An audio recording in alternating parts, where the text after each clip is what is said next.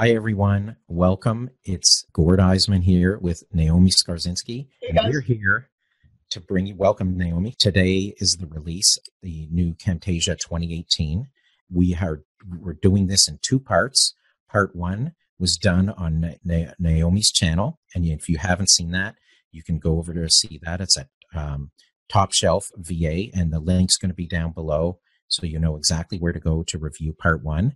We're covering part two here. So we're both together with in the discussion, and hopefully you enjoy it. And in the first part, Naomi went over a little history on how we got from Camtasia 8 to 9, 9.1, and now to Camtasia 2018, where we are. In addition, she covered the aspects of themes and behaviors that are part of the new release. And now we're going to continue in part two of that journey. In this part, we're going to be going over in discussion to talk about the library, the 60 frames per second, and the rendering.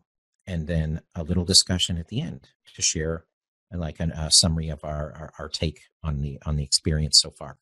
And again, there's going to be details in the descriptions in both parts of our videos on where to find which part you haven't seen because of where you land when you start. Right. So now we're going to jump into the first part, and I'm going to give us a little tour of the library changes. First off, I just want people to be familiarized with what they're used to if they have Camtasia 9 or 9.991. First, I'm just going to give a quick familiarization with what's the status or the way the library works in Camtasia 9.1. As you can see here on the top left side, there is what's called our media tool. And in there are two tabs, the media bin and the library.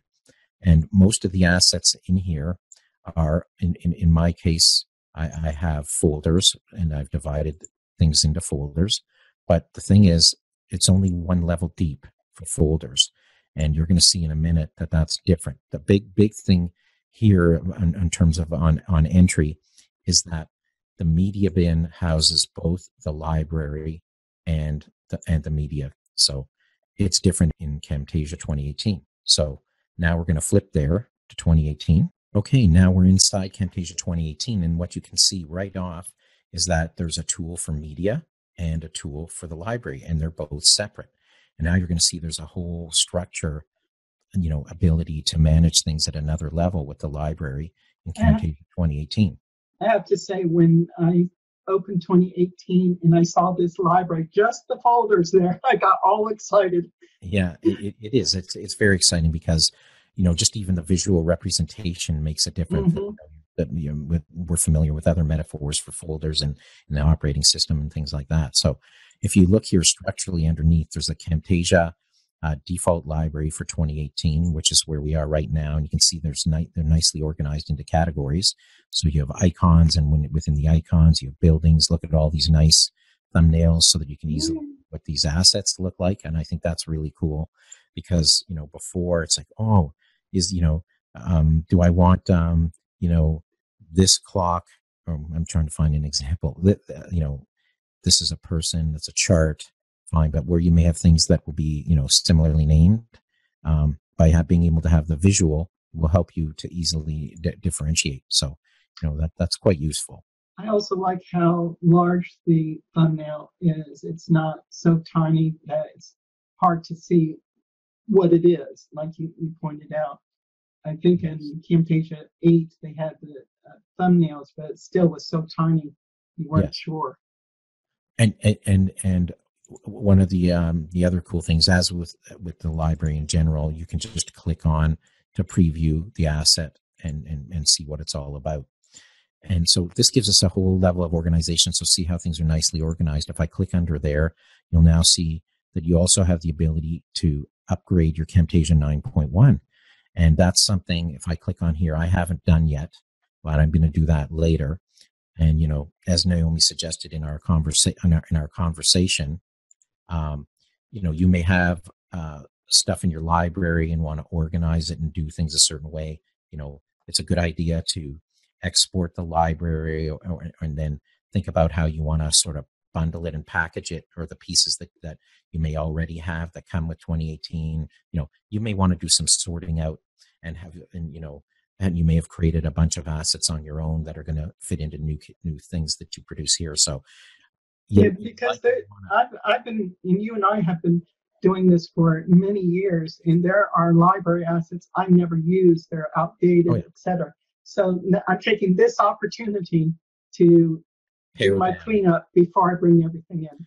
And if we always have the export, we can always bring that piece back now and bring it in as its own library. And then, you have it as a place to fish if you feel you left something out.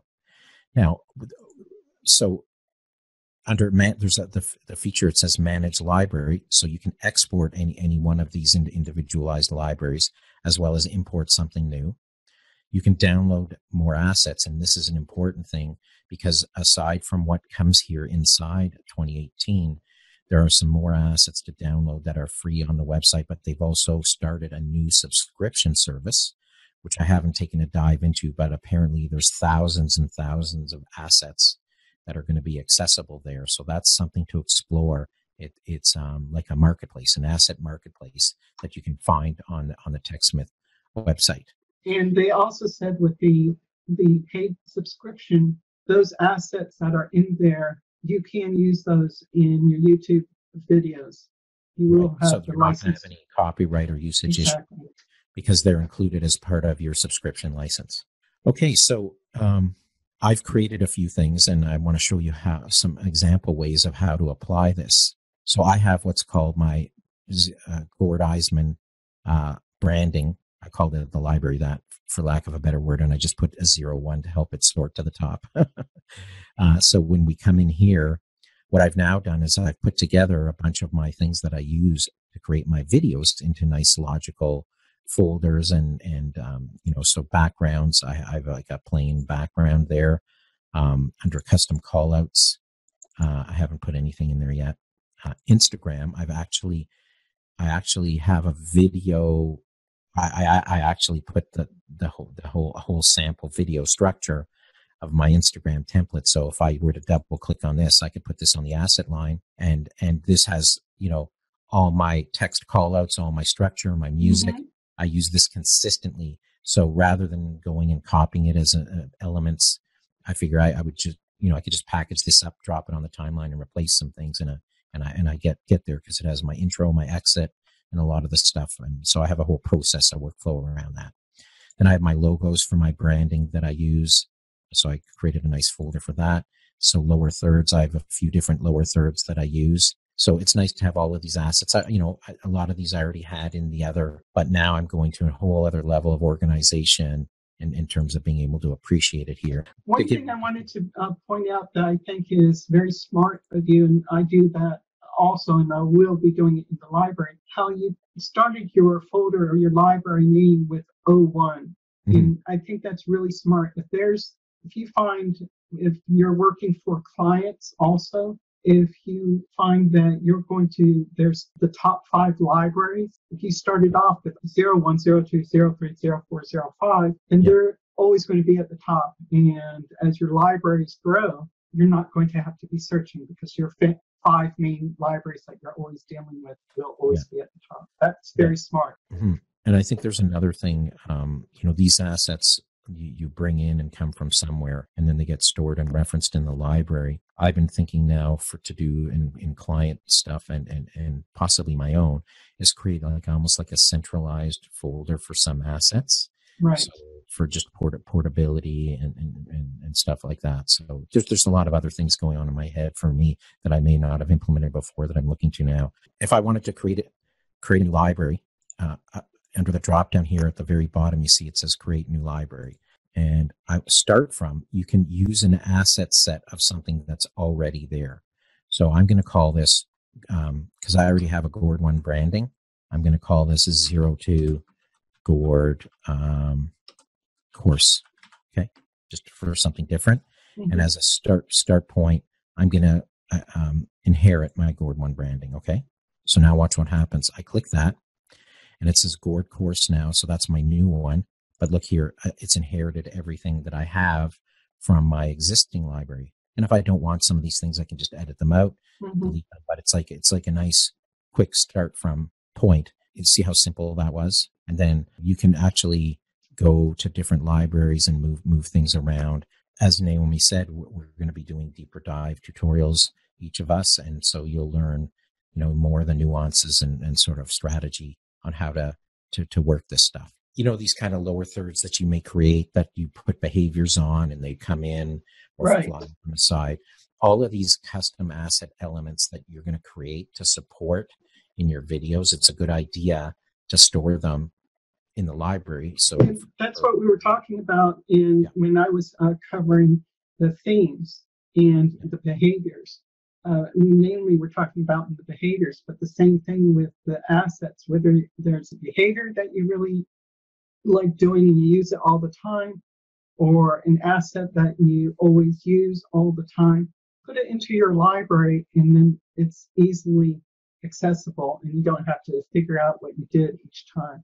Yeah. So in essence, any kind of effect or technique that you've created and applied to something to use in a video, it doesn't hurt to create like effects folders and have those things there so you don't reinvent the wheel again. It just more becomes an aspect of Tushin, using themes to apply color changes and different stuff so that you're off to the races. And then you can do other tuning like timing and all that stuff. And just like I find now, so in doing production work of courses for people, this is saving me a ton of time. Once I've created a variety of the assets and stuff themed for that client, I now can produce videos more quickly as I get deeper into the project. Right. So this is great stuff. Okay.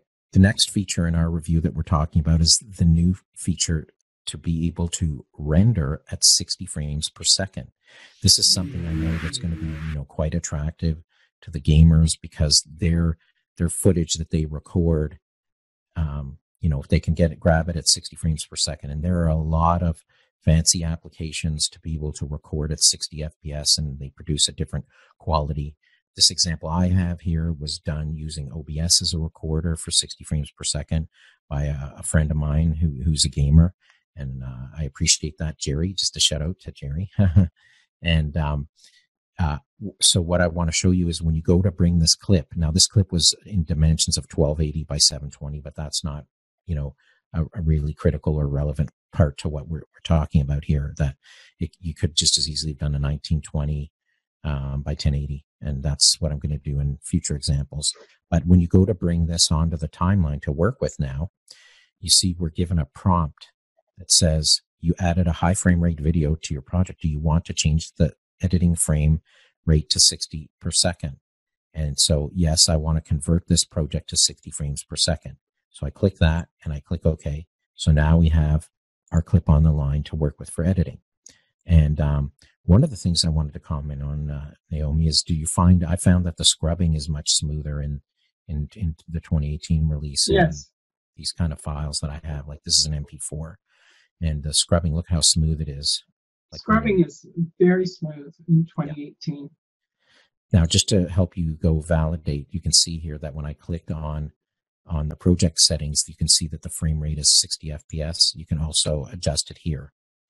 But you need to be careful, and this is something some people may not be familiar with, is that when you go to actually render the file, even though you're used to,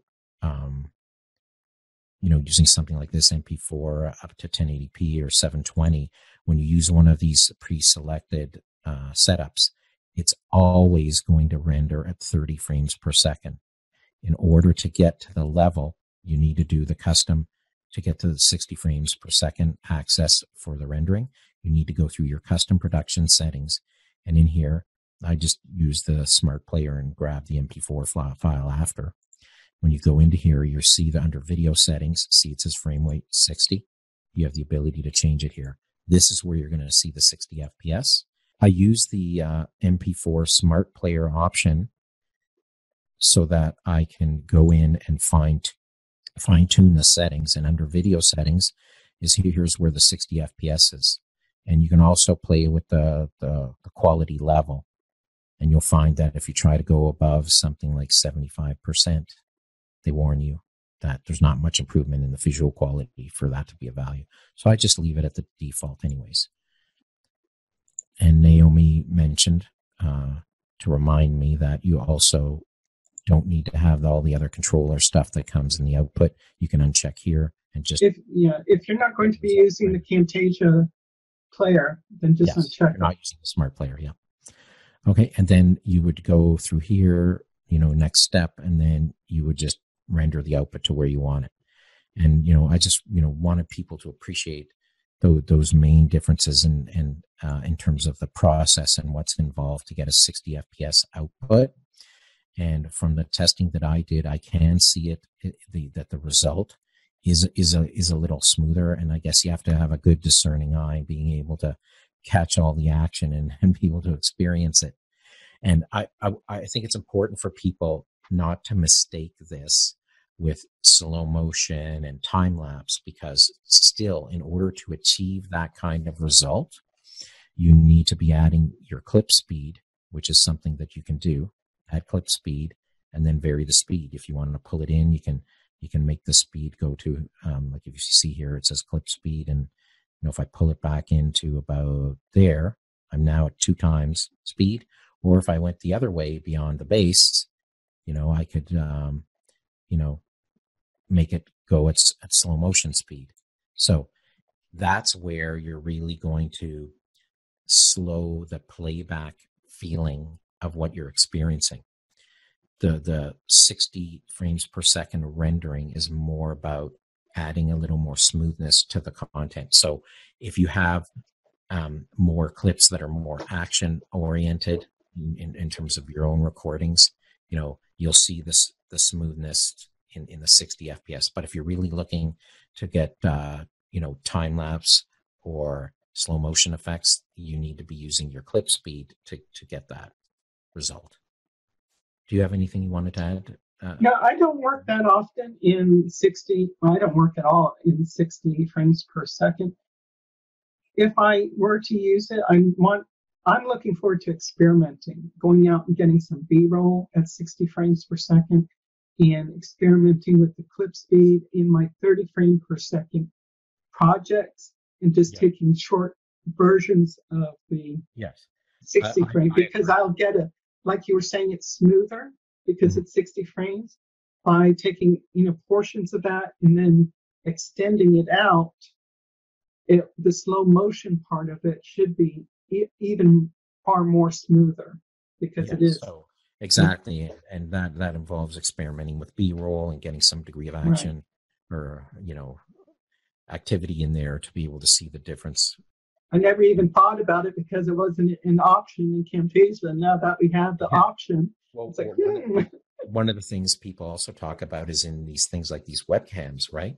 They say most people, like we're doing talking head video here, we don't need much more than 30 FPS. So unless our hands are going all over the place. So yeah, if you had 60 FPS in terms of what's coming in through our feed, it would look a little cleaner. But for the most part, for the kind of stuff that you and I are producing, we don't really need that level of performance. But I definitely want to experiment and see how that may come into producing our own B-roll. Like you said. Okay. On to our next item. Rendering. Now, the last point that we wanted to talk about before our summary is about rendering performance. I don't know if any of you have seen, but TechSmith has put out a few ads so far that show this guy at his work spot, and he clicks to go render his video, and he runs off to get a coffee. He gets interrupted along the way, and he struggles to get back, and his job's already done. And there's someone there holding a trophy for performance to him, and it's cute. It's cute. It is, and it's showing people to appreciate that. Up to 50% faster is what they're promoting. And Naomi and I have done a lot of testing, each of us on our own.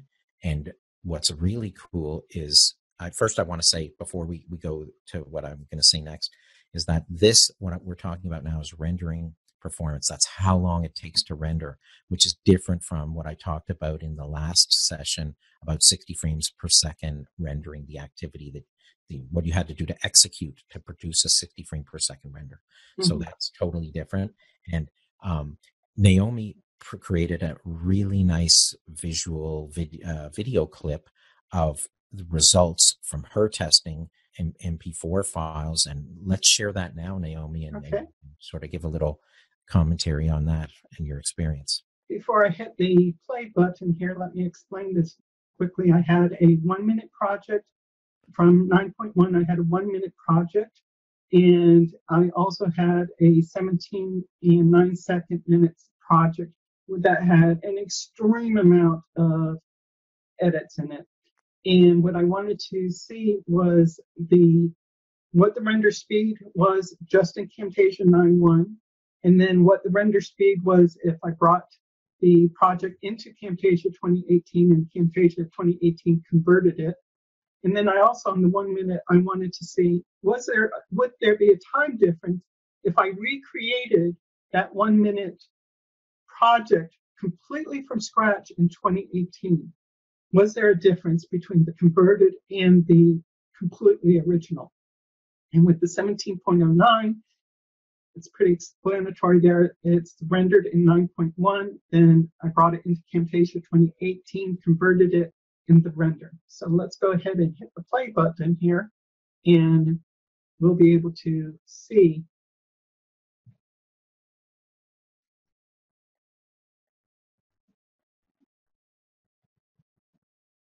I really like how you pulled all of this together. Thank you. Experience like it's like a race. I know. So with the 1 minute, you can see out of the converted, and this was an MP4s. Both of these were MP4s projects. The 1 minute was 45.98% difference on a converted, and on doing it original, it wasn't that much of a difference. It was 48.24%. And we're just talking a few milliseconds difference between the two. Yes, and that's great. I mean, it shows in a short, basic thing. That right. And you can see with the 9.1, the 17, the 9.1, it's still going. It's almost done. So there was on a really large project with a lot of edits. If you're doing a simple edits in 1 minute or so, that's where you're going to see the close to 50% increase between 9.1 to 2018. To me, that's a major game changer. With really large projects and that you have a ton of edits, in this 17.9, this was a ton of edits. This was my Beam Me Up Scotty video where I showed how to do a transporter effect. So there was just a ton of edits in this. So something really extensive. You're still going to see almost a 30%, at least on my computer, a 30% difference in rendering time. Time is money, and that's really important to me. Similar to Naomi, I actually ran a number of renders on some really long videos. Like there's a show I produce, and I ran those MP4s, and I got 32 to 38% improvement in the render time. So I was like really, really pleased with those results. And I think like what I'm sensing is, like you're saying, the more sophisticated the edit, like this, because this was long, although there's a bunch of edits in it, it's like they're dispersed throughout. It's not like it's intense, like doing the special effects or behaviors, or where those are intense, and things like what you're doing, or some of the like the tutorial stuff I do as well. I found, I was really impressed with that, and that was based on using our MP4. So just to say, I also think, this could be dependent on your hardware, your CPU level, your memory, your disk. I don't really know the pure technicals on, how will it compare one operating system to another, Windows 8 versus Windows 10, because I'm running Windows 8.1 and you're running Windows 10. Right. And so, how is it going to differ if I'm on an SSD drive versus a conventional hard drive? And I did experiments like that, and I want to do more.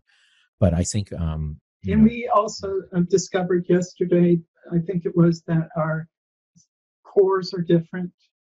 Yeah, so I have a 6-core machine. Naomi has a 4-core, and they now have 8-core and higher. So, I mean, there's so many variables when it comes to hardware. So I'm sure when TechSmith said up to 50% faster, there's obviously results that they've had to substantiate that.